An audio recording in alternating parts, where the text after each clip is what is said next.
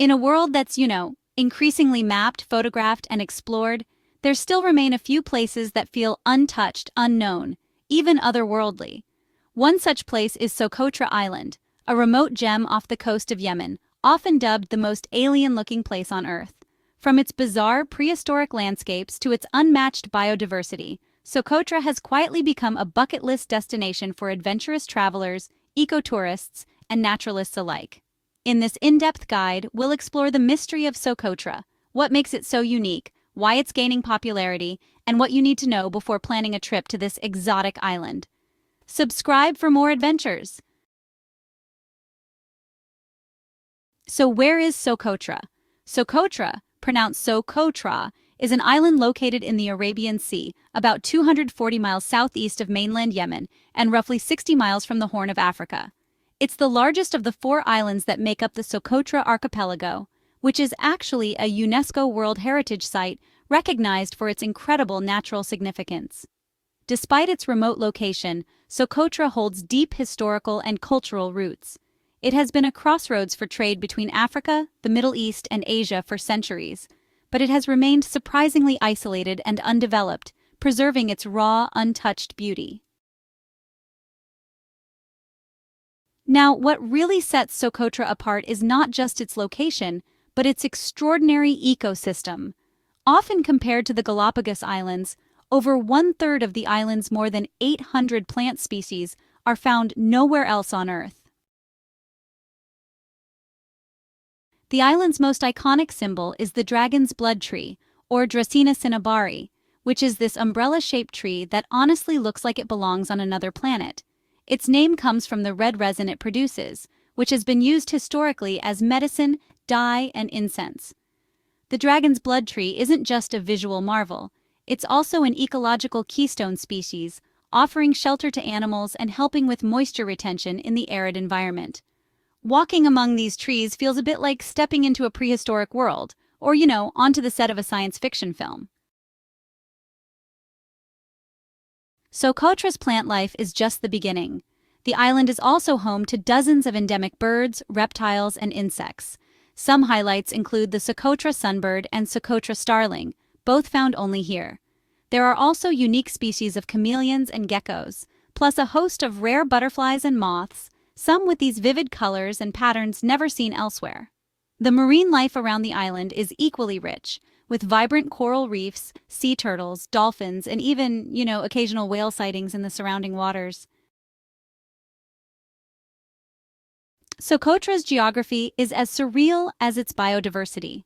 The island features towering limestone plateaus and rocky mountains, rolling sand dunes that stretch into turquoise waters, deep caves carved by wind and water, and hidden oases and freshwater springs. Each region of Socotra offers a dramatically different landscape, making it feel like you're traveling across multiple continents in a single day.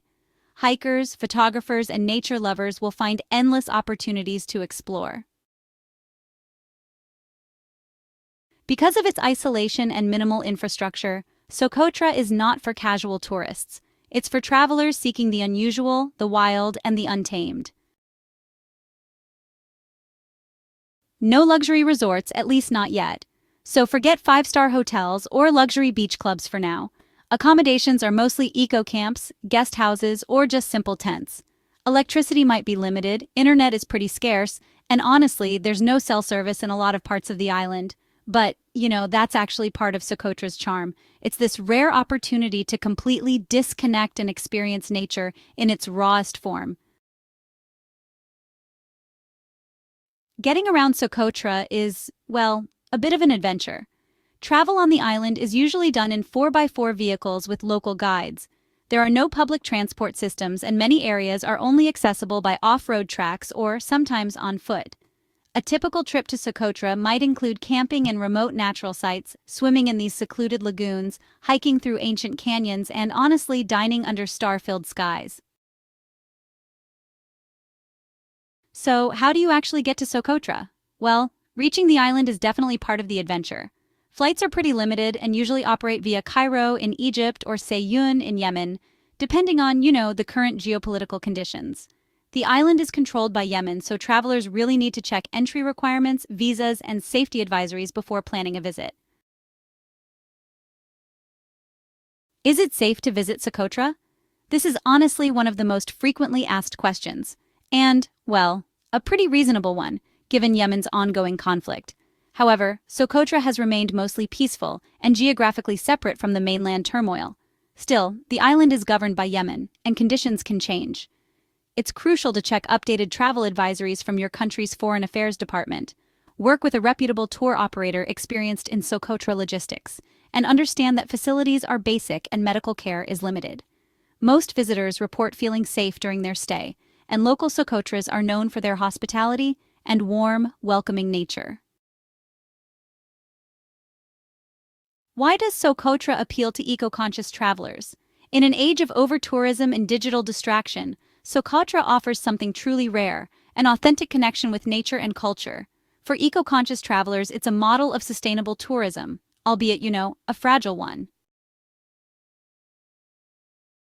Leave no trace. Visitors are encouraged to respect local customs, avoid disturbing wildlife, and follow leave no trace principles.